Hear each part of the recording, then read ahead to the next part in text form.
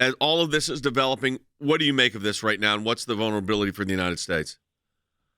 Well, first of all, I have been on a lot of these intense phone calls, and I have to say, in defense of whoever is president, there are always some tough words, and it's always respectful. But I think a lot of people misinterpret when there are strong messages. The one thing that I have to say is, we wouldn't be in this position if President Trump were the president. We wouldn't have taken the sanctions off Nord Stream 2, which was really the green light for Putin. Yes.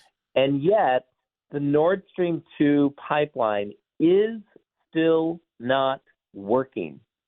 We still have time to sanction this. I don't understand why we're not pushing diplomatically. Sanction the pipeline. Don't let that influence and gas go into Germany.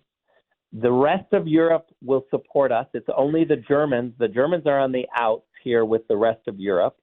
We can solve this diplomatically by being tough. But the Biden administration decided a year ago to give this pipeline and green light to Putin, just like the Obama-Biden administration gave the green light of weakness to Putin, and he grabbed Crimea.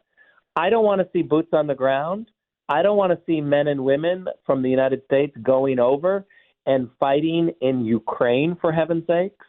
We need to utilize our diplomatic skills, and I fear that Blinken and the diplomatic corps have been pushed aside, and we have too many weak diplomats trying to solve this problem.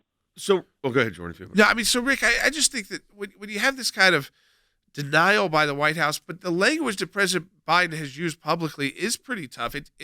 I don't know. He hasn't said that publicly that he thought that Kiev would be sacked, but certainly he said, as we played right when we came back with you, that this would be like the largest military event since World War II in Europe. So, I mean, that's kind of similar language. I don't know why would the White House, in your opinion, come out with such strong denials of the statements being made, because really what they have said publicly matches what has been reported. Look, we have a problem in that the Ukrainians have no advantage to downplay this war. If anyone would want to be very clear and maybe leaning forward for help, it would be the Ukrainians. But they have said they are not on the brink of war with Russia. And so there could be a catch-up that is happening with the Biden administration on the intelligence front. Remember, we have Joe Biden of 40 years and all of the media and all of the big government establishment types. They rush to war.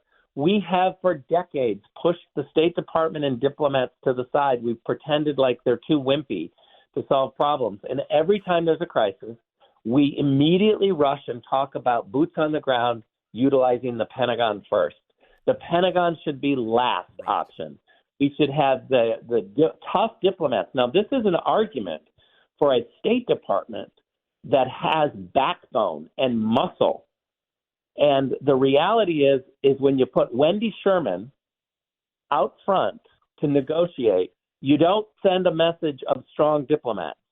She is what we call, what do you want, Wendy? She gives the other side whatever they want.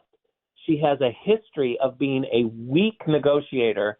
And so are we surprised when we send in weak negotiators from the State Department that they immediately default to the Pentagon options? I still think the pipeline is not online. Why can't we have sanctions on the pipeline and tell the Germans that we are siding with the rest of Europe? Yes. The rest of Europe is with us. So Rick, this is what I made this statement numerous times on air, and I spent 3 summers at the University of Oxford and studied extensively a lot of things, but everything from Lawrence from Arabia to Benjamin Disraeli. And Disraeli had this great quote, and he talked about diplomacy as war, because he was talking specifically about Russia, by the way. And he said, you can use diplomacy affirmatively as an art of war. It doesn't, no bullets, no troops, but you have to have real capabilities. And it seems like to me what triggered all of this was when the pipeline in the United States, Keystone, was closed down by Joe Biden. We lost a good portion of our energy independence. And then our ability, and I still think there are things in the arsenal, obviously, we can use. The idea then is we've lost the strength of our diplomacy, not all of it, and we could still recover, but it puts things in, that's what's putting everything in harm's way. And we need to make, as you just said, that affirmative statement that we're standing with Europe. We only got about a minute. Look, all of Washington is caught for decades into this default position that every time there's a crisis, they want to talk about military options. We have for decades pushed the State Department aside. We don't have diplomats with muscle right now. That's just the reality. And I don't understand why the Democrats in the Senate and the Biden administration are lobbying against Nord Stream 2 sanctions. This pipeline is not up and running yet. There is still time for diplomatic action. Sanction the pipeline. You know, Rick, as always, we appreciate all of your insight onto this matter, because this is another situation of the White House's own doing. Because they didn't just let the CNN report go. They had to go out. They used another CNN reporter to deny everything. And then you've got hashtag release the transcript trending once again, even from the House GOP conference. So, I mean, it's not like just activists. It's members of Congress as well. Rick, as always, we appreciate your insight.